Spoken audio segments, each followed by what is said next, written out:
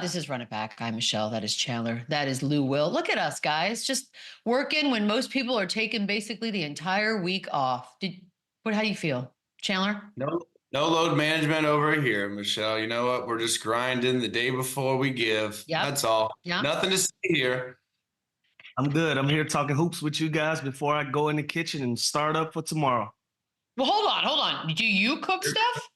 Wow. I do cook stuff. I am one of the official chefs of the family. I got upgraded the last couple of years, so yeah. Okay, yeah. Hold on. I'm not doing anything until what do you cook? What's your contribution? I'm responsible for the chicken. We're doing kind of like a what do they call them, like potluck. Everybody's gonna bring something. I'm doing chicken wings. I'm doing spaghetti.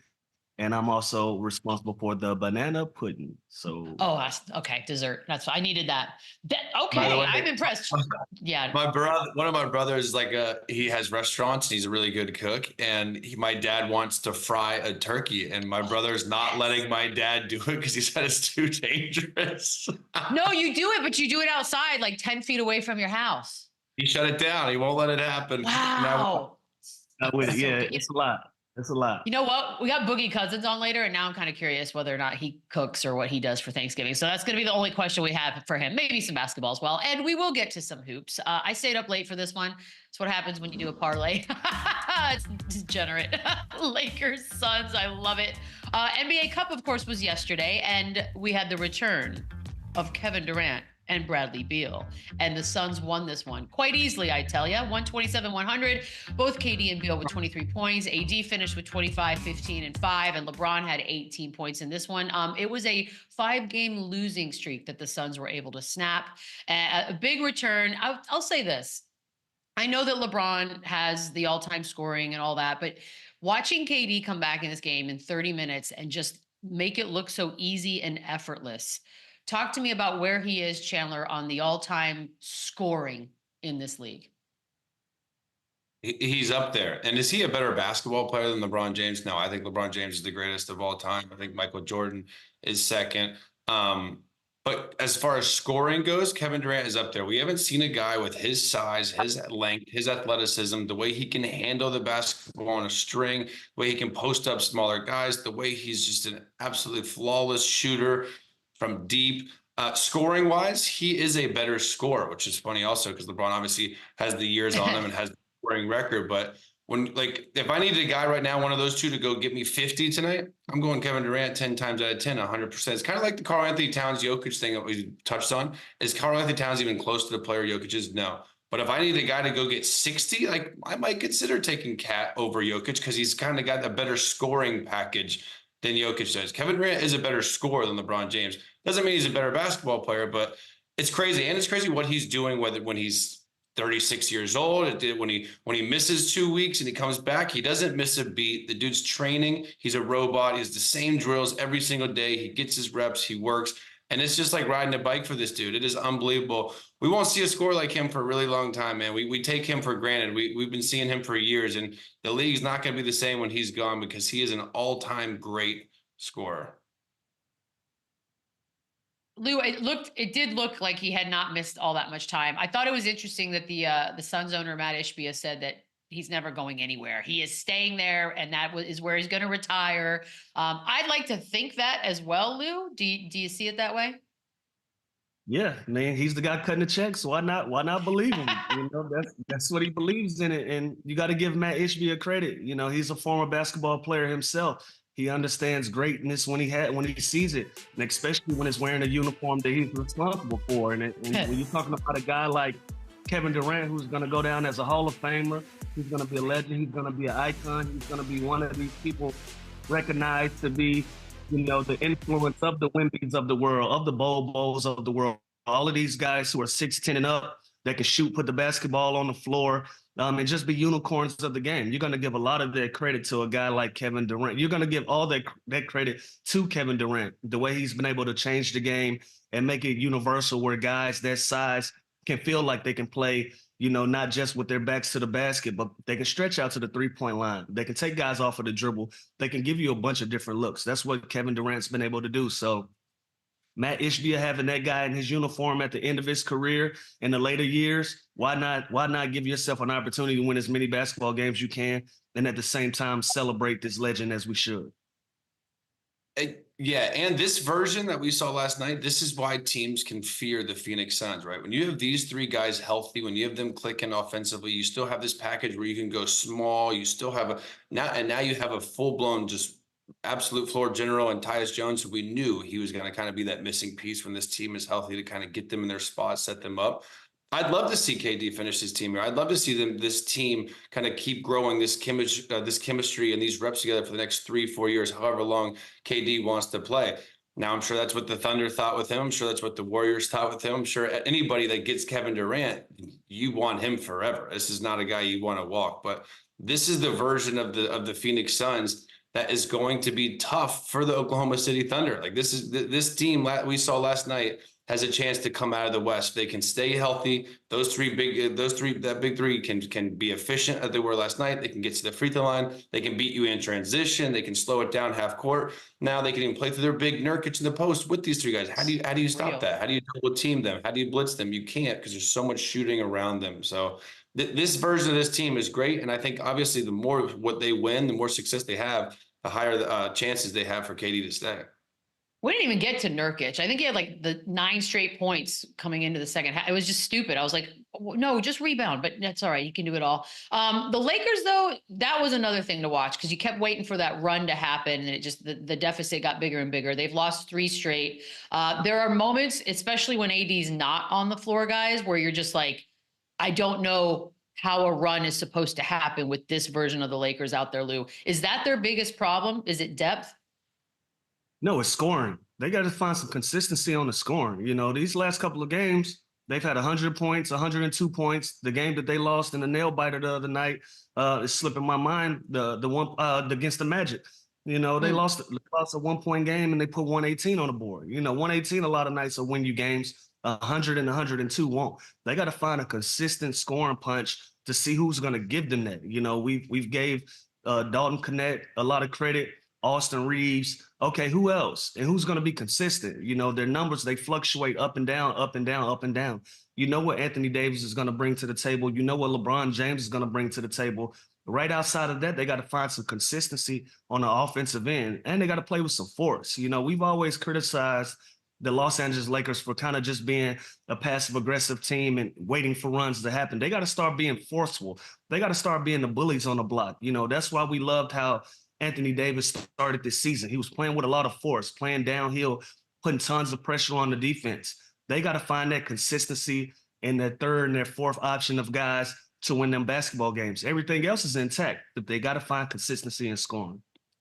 Yeah, and I will say with this team in particular, it's obvious, but when they don't make shots, they are just drastically worse. Last night, they held their own in the first half. Then they go 8 for 34 from 3, which is 23.5%.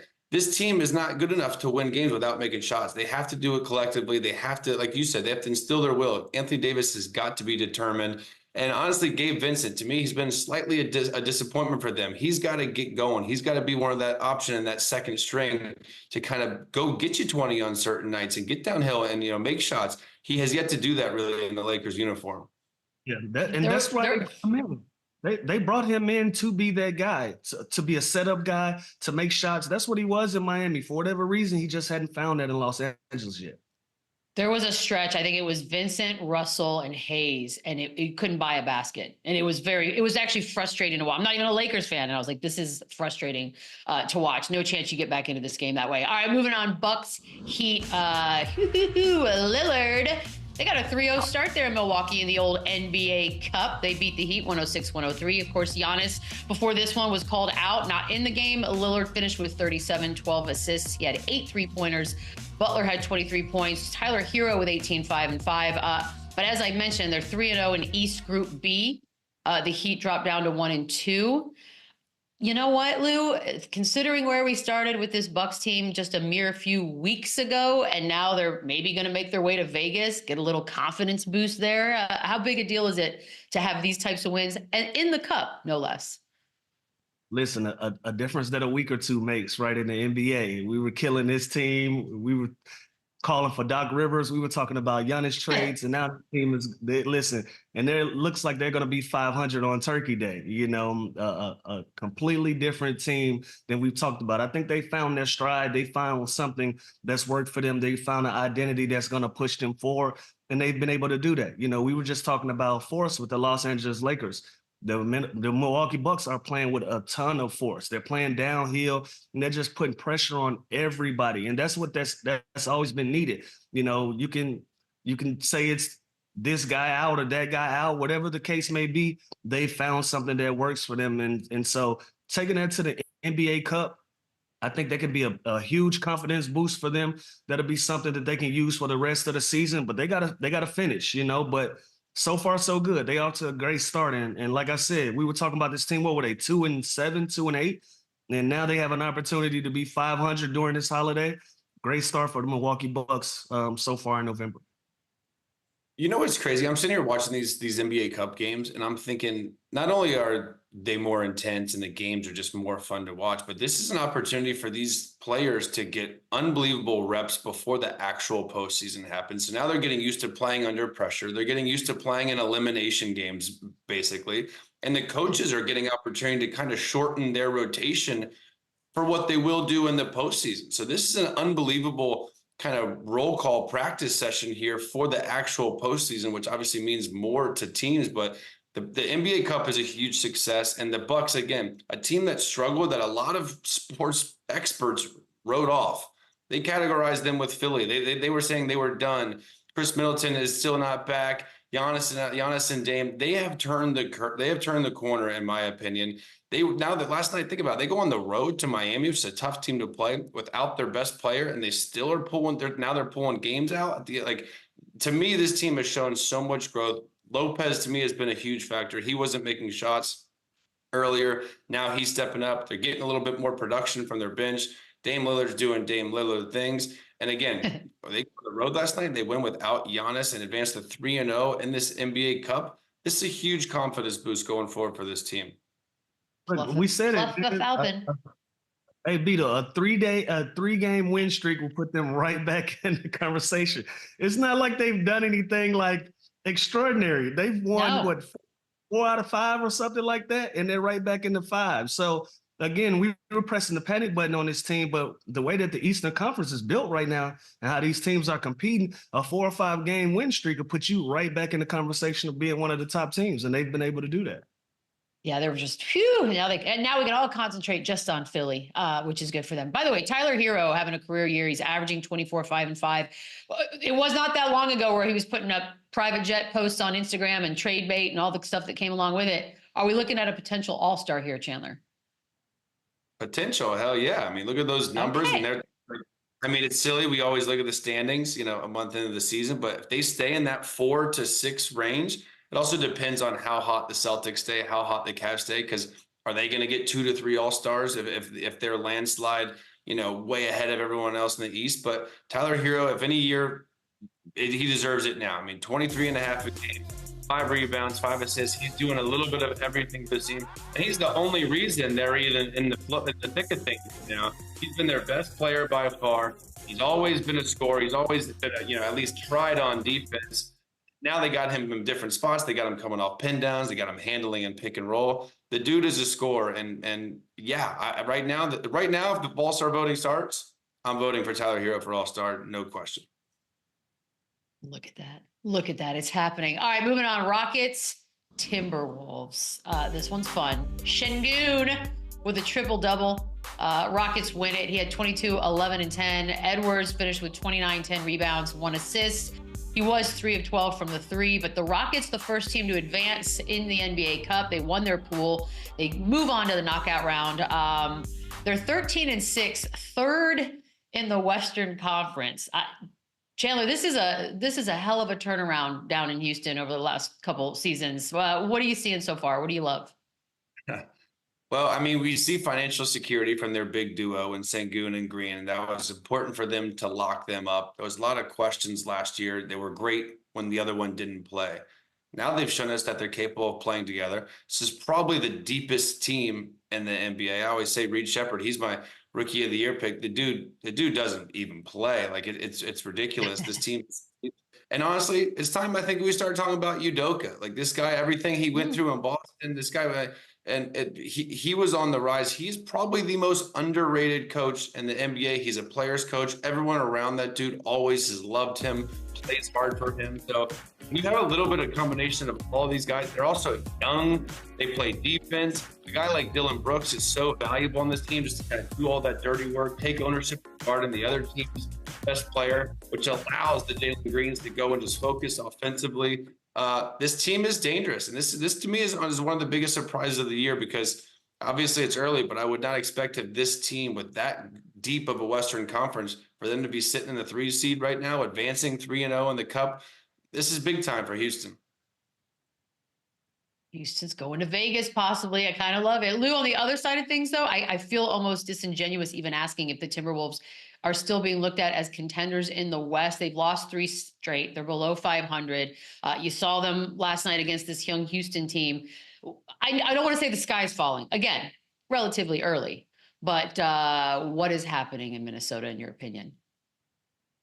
They just got to get on the same page. It just looks like the style of play is clashing a little bit. The way that Julius Randle likes to play and the way that Ant-Man likes to play just looks like it's clashing. They're going to find middle ground. You know, even last night when they're playing against this young Houston team, they go on a run, like a 14-0 run, a 14-2 run, and put them back in a basketball game. And then you get to the fourth quarter under a minute, and you put the ball in Rob Dillingham hand 2 straight possessions. Like, those are the things you got to clean up. Some way or another, that ball has to find its way to Anthony Edwards, and he's going to be the person that's going to lead you to win. But that just shows you where this Minnesota Timberwolves team is. They're trying to find their footing. They're still trying to find a rhythm in what works for them down the stretch of basketball games.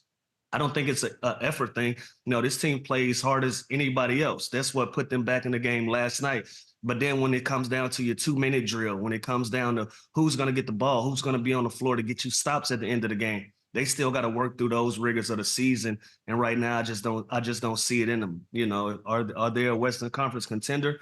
Any team with an Ant-Man on it is going to be a contender. They just got to find a groove right now. It just looks crazy to me. Like I was confused why the ball was in the rookie's hands for 2 straight possessions.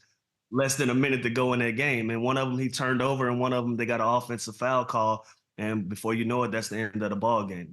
So those are the things that they got to clean up for them to even be considered one of the top teams in the West.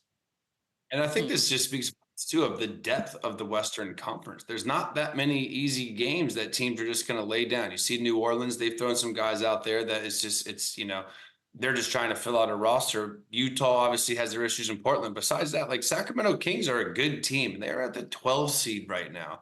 Like, to me, the Dallas Mavericks have been a little disappointing earlier, trying to find their rhythm. The Minnesota Timberwolves almost feel like they've taken a step back since that other move. Then there's teams like Houston that are healthy and they're playing well and young. There's teams like the Memphis Grizzlies that are kind of in the thick of things now that kind of we forgot about last year because no Ja, no Desmond Bane for a long time, no Marcus Smart. Those guys are all healthy and back now. So it's not as much to me as that the Timberwolves got that much worse. Is that the Western Conference is kind of loaded this year, 1-12. I know. I think it's quite fun, isn't it? I think they got worse. Like, again, we're going to talk about.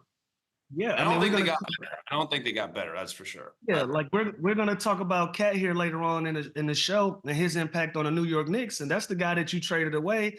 And now you're looking at yourself in a 10 or 11 spot without him. Like that speaks volumes to me. Like I spoke about it yesterday on yesterday's show. I don't understand for the life of me why they did this. Obviously, it was a business of basketball decision. But if you have an opportunity to win and you got a chance to sell tickets and put people in those seats, man, go into the luxury cat. Like go into the tax. Go into the tax if it's going to give you an opportunity to win games. And now you're seeing the results of that. It's kind of crazy too, because they're still doing all that behind the scenes, the sale of the team and Taylor and Alex Rodriguez group, and they're fighting and all that. It's all very weirdly happening. But Lou's right. Like they had so much momentum last year. They had so much excitement. They had like Anthony Edwards, face of pretty much the NBA on all these commercials and a small market. And and then they do this. It didn't really make sense to me either, to be honest with you. By the way, when you guys are watching the Timberwolves, are you every time they show Anthony Edwards, aren't you just dying to know what he's really thinking? Because you know inside he's like, "What is this?" Yeah, he's got to be. He looks frustrated, for somebody he talks a lot of shit. He's having fun out there. He's competing. He's trash talking to other teams. Like, we don't see that right now. He looks like he's trying to figure it out. He's trying to keep this thing moving. Like, he looks like he's not happy playing basketball. And that's just my opinion. That's just me being a fan looking at the television and comparing, what his temperament was last year and where it is now. It's just like, man, why would you put yourselves in this position? But, they're there now. Also, he's pretty honest. All we got to do is ask him to. I know it's coming.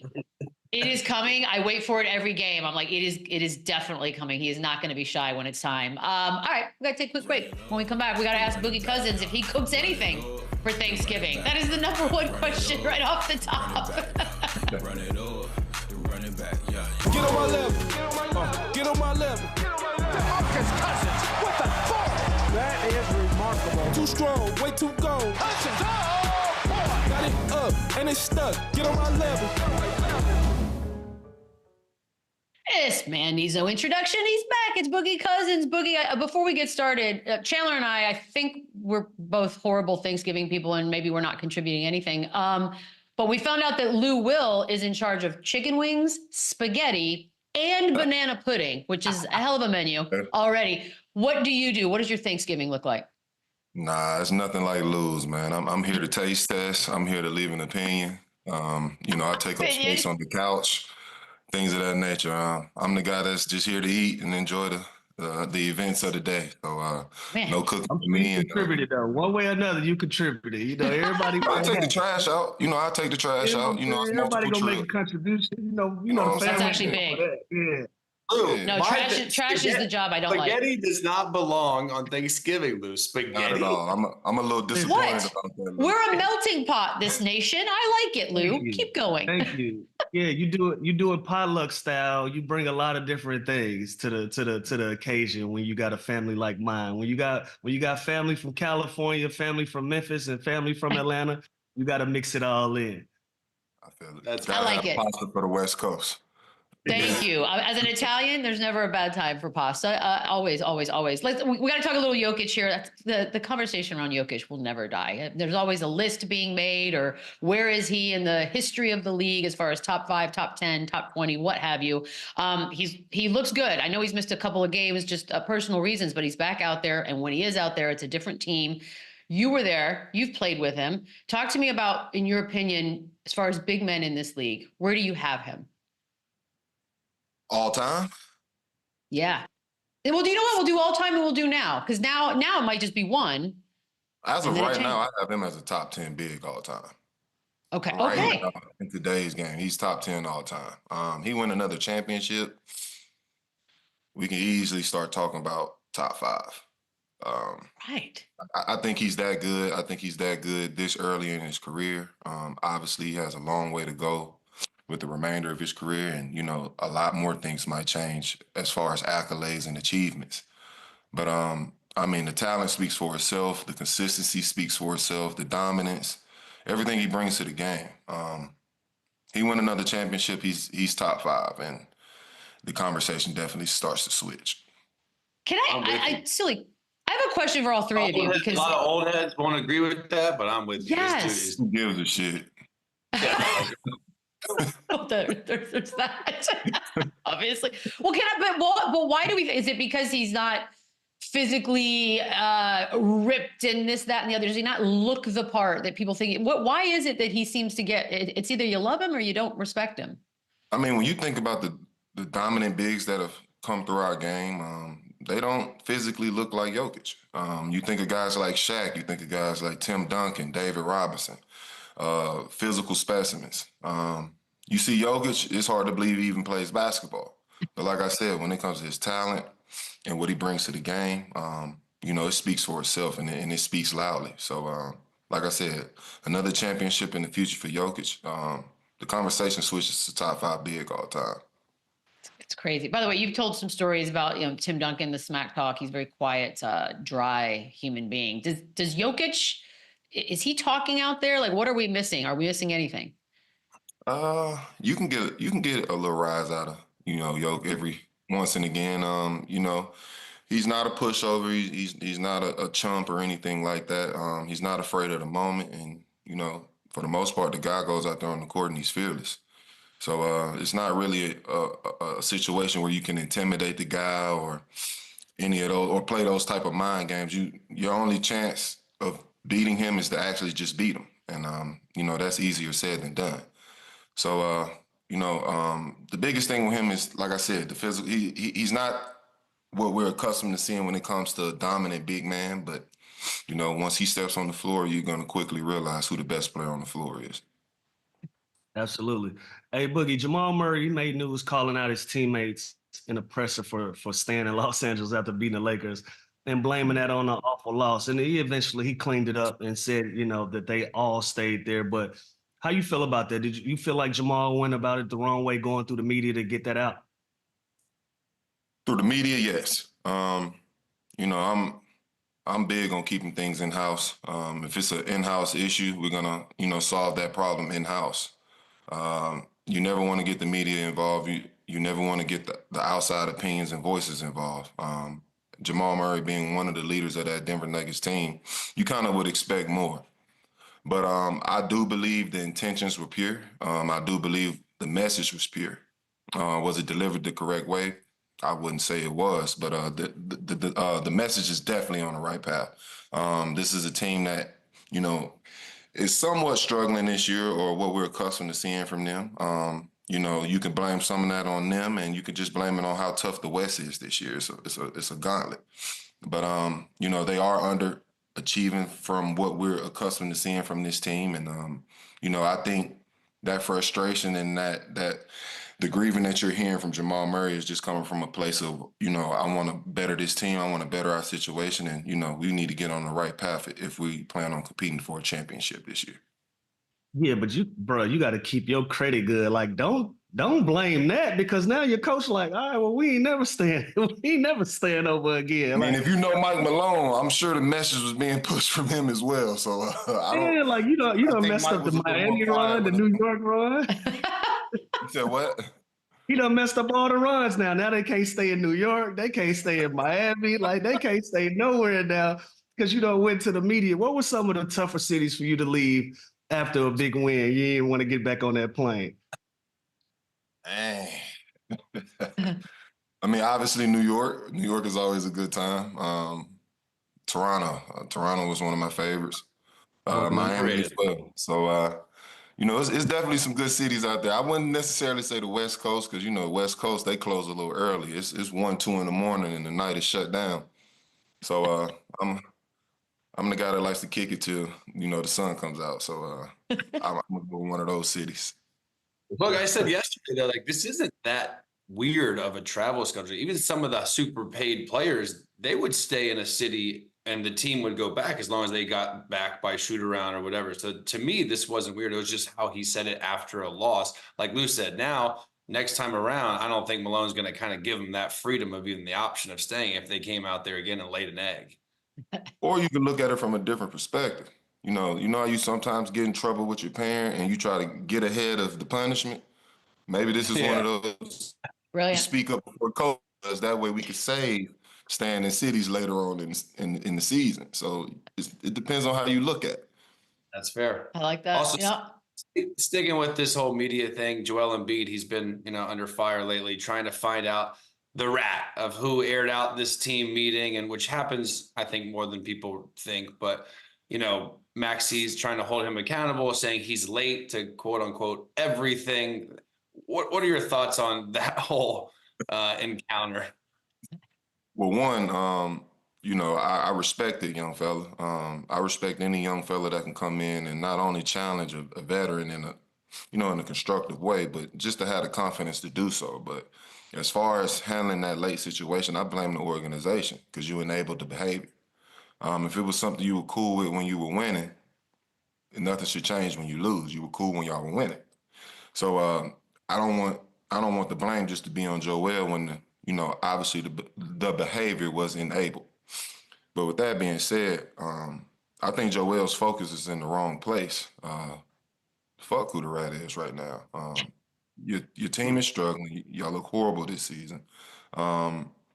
It's a lot of negativity coming your way from the media, from the organization, from your teammates. It's just time to right the ship. Let's get back to the foundation, which is playing basketball. Go lock in, go win some games. Let's start to right this ship. They have more than enough time. They're in the East. It's a top-heavy conference. They have more than enough, of a chance to get into the playoffs and actually make some noise. So I believe Joel's focus should be not about who the rat is, but just riding the ship, getting his play in the right place, and you can worry about that shit later. Did you ever have a situation like this? Because I said there was a time in Memphis where there was a fight in the locker room, and they were like, "All right, they broke it up. Let's keep it in house." The next day, like Shams tweeted, there was a full blown fit, and we're like, how do you go about finding what's it like in the locker room? Their trust issues moving forward. What's that like? Smoke out the rat. Well, where I'm from, we call them FNs, and you know what I'm referring to, Lou. But I think that's in every locker room. You know what I mean? Every guy isn't trustworthy, and you come to realize that. But at the end of the day, it's really not much you can do about it. It's gonna always be a guy that is a kiss ass or bring the teacher an apple every day. That's in every business. So like I said, I think the focus should be more about how he's performing on the court, how he can lead this team to the playoffs, and you can worry about that other stuff later.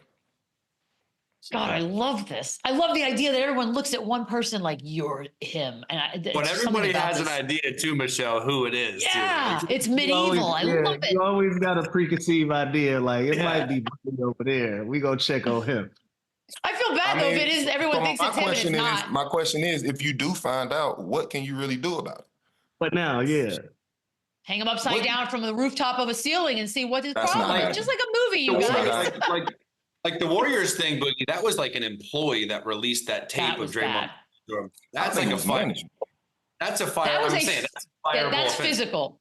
What are you going to cut the rat? I think that was management. Yeah, but I'm saying you could fire that person. If you find out, and what if it's a good player? You're going to cut him? You're going to trade him? Like, what are you really going to do?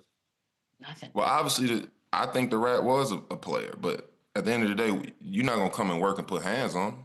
Like, that time weird. is You just don't trust them. So that's what I'm saying. What can you really do about it besides be like, man, that was fucked up? Like, there's nothing you can do about it. So I'm watching Goodfellas too many times. I just have these fast fantasies of what happens next. You know what? I'm glad you're here because of the Fred VanVleet stuff. Because, we all saw it. He just had a little poetry on the court, some pointing fingers at some of the refs. We thought he touched one. Maybe he didn't, because he only got fined the $50,000. I say only because both Chandler and Lou thought for sure he was going to get suspended, maybe a couple games. Did you see this? And did you think more than 50? Are you a little surprised? I'm a little surprised. I thought the finger point would have done it. Obviously, we know we can't touch referees, so that came pretty close. So I was thinking maybe a 1-game suspension or a really, really hefty fine, but, nobody wants to see anybody get their money took or be taken away from the game. So I'm glad, he kind of got away with a slap on the wrist. But if you're going to do it, the money's worth like Fred VanVleet did. If you're going to go ahead and go. Yeah, go ahead and go. Get your money. It matters who did it too. Like if you did this, Boogie, yes, 10 games. Are you suspended if you did this? Absolutely. 100%. Absolutely. Fair enough. You could have took By the away. way, If you took the point out, I still would have been suspended. So I still figure fine. Okay, you were fined over $1 million in your career, so I got to know. Like, are there some of those that stand out that you think, you know what, money well spent, I earned it? Like, where are you on your fine scenario now, looking back? I mean, shit, $1 million. I wish I could have all that back, but you live and you learn. But at the same time, I'm not a guy that lives with many regrets, and sometimes you got to stand on business. I had a similar situation to Joel Embiid when it came to a media member crossing the line, speaking on family, things of that nature. When I was in the business, I had no issue with you speaking on me. That was your job. Your job is to write and critique, my performance.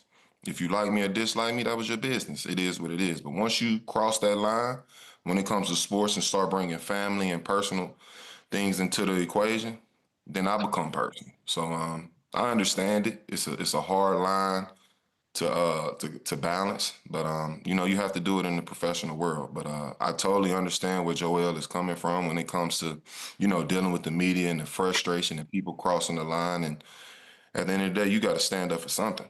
So I understand that, but it's definitely a tough balance. So I can understand it. Boogie, huge story. I got you. Huge storyline this season has been LaMelo Ball. Crazy numbers that he's been putting up. Man, what do you think of his game? Do you see him climbing up that ladder as one of the best guards in the league? Shit, right now he top 5 PGs. Right now in the league. Right now, absolutely. And one, I'm just glad for the kid to be healthy. That's something that's always been an obstacle for him so far early in the year. So him being healthy is a great sign for them. It's obvious that he's put in a lot of work in the offseason. I think this is a year he takes that jump, and he's showing it so far. You know, hopefully he remains healthy. But you know, this is kind of a guy that started off hot and then kind of lost his steam. But he's an absolute superstar. He's in a smaller market, so it's hard to show. But like I said, him being healthy is great for the league. It's great for Charlotte, and you know, I think his name will be ringing a lot more this season. It's for me, it's time for it to just start turning into wins. You know, like we know talented, they got to put more pieces around them, but your talent alone going to will you to a lot of those wins. You know, like you look at SGA, they put a bunch of pieces around SGA. Jalen Brunson found his stride in New York. You know, those are guys that are finding their spots. You know, whether it's in Charlotte or not for LaMelo, who knows? But while he's there, at some point you got to start seeing it. You know, like he ain't the youngest no more. He's he young vet status at this point. Like it got to start. Young vet What is status. he, like 22? What is he, 23, 24? He's a little older than that. Yeah, he's a little older than that. Man, Like, what's it, 4 or 5? That's a baby, man. 23. That's Feels like he's been around forever. 4 or 5. That's your first year off the porch now. That's facts. Yep. But I will listen. The kid's balling. I said yesterday, I just want to see him do it on a relevant team. I want to see him do it in the playoffs. I want to see him do it when the lights are on. And again, he is balling, but Boogie, top 5. We're talking SGA, Steph, Luka, Dame, Brunson, Ja. You got him over those guys? I put him top 5 in the East. Definitely over Dame right now. He's for sure over Dame right now. I mean, the Bucks have heated up lately right now. Overall, I'm putting him over Dame right now. You're not taking LaMelo Ball over Dame. Stop it. Over Dame in this right moment right now, I think LaMelo is outperforming Dame. Now, overall, when we look at it, outperforming, that's fair. Outperforming, that's fair. Right now, in this space that we're in, I'm picking LaMelo. Overall, I'm obviously going to take Dame. Right now, in this moment, it's LaMelo for me. He's balling. So Beadle, ask the question. That's the obvious. That answers the next question. And the next, we were going to say, right now, who would you take, LaMelo Ball or Tyrese Halliburton? Because he's obviously taking a step back. I ain't asking it. Nah, I'm not asking it now. And I like Tyrese a lot. But I just feel like it's certain things in his game that he has to work on. I don't feel like, you know, just playing fast every possession is good for, you know, Tyrese moving forward. He has to find that pace in his game. He has to find that in-between game. Everything just can't be fast, and that just can't be relied on. So I think it's some small things he has to work on in between, and also becoming a better scorer. So that's just my opinion. It's also, too, what you have, right? It's what your team is. Yes. If you take the Drew Holiday, for example, off the Celtics and put LaMelo Ball, I don't know that they get much better. But you put Drew Holiday on the Hornets, I think he's not going to average 30. He's not going to do the shit that LaMelo Ball is doing either. So it's different. It's different games, different roles. Chemistry. Let's talk the Knicks, Bug. They starting to look like legit contenders. Cat's kind of getting his feet. If his feet wet, do they have a real shot? Obviously, everybody knows the Celtics are the top dog in the Eastern Conference. Are the Knicks a real threat to them? Are they scarier than the Cavs? Where do they stand? I think the Knicks are a threat. I think they're well constructed. I think they're built for the playoffs. It's a lot of length. It's a lot of height outside of Brunson. I don't think that's a team anybody, you know, matches up with and just thinks it's going to be a walk in the park, because that's just not true. I think they're very tough. I think they're starting to find their rhythm. They added a huge addition in, Cat. I think he's still getting his feet wet trying to figure out the system. And once he does, I think his game elevates. I don't think the Knicks are a pushover. I do think they need a little more bench depth. But as far as the starting five goes, I think it's one of the best in the NBA. And I don't think any team is going in thinking, we're going to walk over this team. It's going to be a battle from start to finish. What's interesting is they do have some help play with Robinson, with Precious, but even if they have depth, is Tibbs going to play him? Maybe. We'll see. I know it's frustrating. He never has before. Why start now? They're going with a strong 7. 42 minutes. Maybe he'll surprise us. He'll shock the world. Okay, so this next one it's all about timing, right? We know as fans we can only handle black and white, yes or no. Like we can't figure out the nuances of things. But the video comes out of Zion getting full back tattoo, right? He's always going to be body shamed. Unfortunately for him, that's just sort of the role he has been handed. But then right after that comes out the report that he is nowhere near ready to return. So when you put all that together, fans flip out. Do you have any concern for what his future actually looks like in the league, Boogie? Man, I thought it was a bad decision. This guy came in with, let's rewind all the way back. When this guy was getting drafted and we knew he was going to New Orleans and it was a weight concern, that was bad then.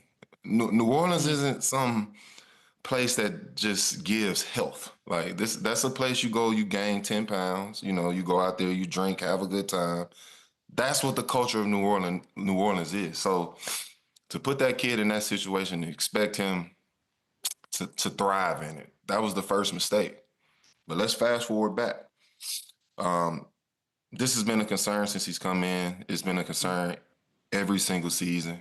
If I'm an organization, it's almost, we're going to kind of do it old school Miami style. If you come in at a certain weight or body fat that isn't, acceptable for the team and, put you in a place to flourish and be healthy, we start fighting it. Because this is an issue that they're dealing with every single year. And obviously, this is something he can't handle on his own, and professionally, he's struggling with it. So it's time to start adding a little more pressure to it. And I think this should have happened 2 or 3 seasons ago. And I'm never the guy that wants to be, under the strict organization or anything like that. But at this point, what else can you do to help this kid get this weight and body fat issue under control? So, I don't think he's helped himself, in his career as far as dealing with that. And obviously, always being unhealthy doesn't help the situation either. So it's definitely something Zion and the organization have to figure out moving forward. That is a tough town too for eating. God, it's delicious. We're going to see you in a couple weeks out in Vegas for the NBA Cup Championship, Boogie. Can't wait. Can't wait. See you guys soon. We'll be right. Hard to believe, but when you put it this way, we're like a quarter of the way through the season already. That makes it sound like we're actually moving along. And so it's never too early to take a look at the playoff picture as it stands now. And really, because there's some big names that will start in the East, with Philadelphia, as we all know, struggling. 3-13. They're 14th right now. Odds to make the playoffs. What are we looking at here, Chandler? I can't do it. I can't do it. I know it's just a 5 or 6 game swing. I know the East is wide open. At those odds, especially, I'm taking the big old no for plus 194. Listen, there's certain teams that the East is wide open, but like the Pistons aren't tanking. The Nets, they play hard as shit. They put themselves in position to win pretty much every night. They're not tanking. And when you look at 1 through 7 right now, I think that'll shuffle a little bit. But those 7 teams right now, Cavs, Celtics, Magic, Knicks, Heat, Bucks, Pacers. I think those 7 are going to pretty much stay there. So there's just one spot for these teams we're about to go over. It's not going to be Philly, guys. Yeah, Unfortunately, I gotta agree with Chandler. I'm looking at the same thing on my phone. It's just gonna be a tough climb for them to get out of this hole, and especially with the way that these other teams are competing right now. They just don't have that fire. It's a lot going on over there, a lot of different distractions, a lot of different things that's stopping them from being the team that we predicted them to be at the beginning of this season. I'm gonna have to go no. It's crazy. It's crazy. But here we are, Atlanta Hawks. And there are quite a few teams in there that normally we would write off, but they're playing hard. Hawks are 7-11. They're in the 11th spot right now. Lou, yay or nay? Also a tough one. But I do like the way that they're competing. I like their young pieces and what they're getting out of Daniels, what they're getting out of Jalen Johnson. Trae Young is going to be Trae Young. Bogdanovich is going to be Bogdanovich. They still got a lot of guys in that locker room that can will them to a 6 to a 10 spot if they can get rolling. So because of the odds, I'm going to give them a yes. I think they can still get in there. Okay, Atlanta's still alive. How about the 12 seed Hornets? We just talked a lot about LaMelo Ball, Chandler. Yes or no? I think yes. Like, I think they're the team that's kind of like on the fringe. I think the way he's playing right now, if he can stay healthy and continue to put up over 30 a game, they're a play-in tournament for sure. So yeah, I think that they are talented enough to go get a win and get a couple wins and become that 8 seed. I think it's going to come down to one of these 3 teams, obviously. Them in Atlanta, to me, it's like it's 50-50. Great, what a turnaround. This next one of my favorite feel-good stories so far. The Detroit Pistons, Lou, in the 10th spot right now. Bill, you know how we like to gamble. We like to hit home runs, and at this 590, Yes, we do. I'm going to shoot my shot at yes. I like the way they've been playing. Listen, what a difference that a year makes, right? This team is 8-11. They're right there in the mix. They could be doing better, but a lot of teams can be doing better. And with that, they're in the conversation. And why not? They got one of the young up-and-coming stars in the league. They probably got 2 of the young up-and-coming stars in the league with Cunningham and Durant. If those guys can continue to move along with the veterans they've brought there, I give them a yes. So I say they get in top. I give them a top 8. Look at Detroit celebrating a Super Bowl this year, everything. Indiana Pacers, our last one for the day. They're in the 7th spot right now. We know how they looked last year. Chandler, yes or no? Yes, 1000% until I saw those odds -500. I might go the other way if I was a gambling man, +360. But yes, I think they are a top 8 team. I think they're going to figure it out. I think Tyrese Halliburton is going to start being more aggressive, have more games like he did the other night. He had 9 threes. Their offense is too good to struggle this long. Pacers will make the playoffs. Oh, one day I'll do the math and see if everyone can make the playoffs. We got to take a quick break. When we come back, we're going to rank Thanksgiving. I don't know what it means. Oh, man, we only have like a little bit of time left, so rank them, Lou. Go quickly, go. We got football. Oh, wait, are we not throwing them up there? Oh, crap. Watching football. Is that number 1? Oh, eat. And then when we're done watching football, we're going to eat again. Those are my top 5. Okay. That's it? The games Man, this year. send this segment in for awards. Have a great Happy Thanksgiving, y'all.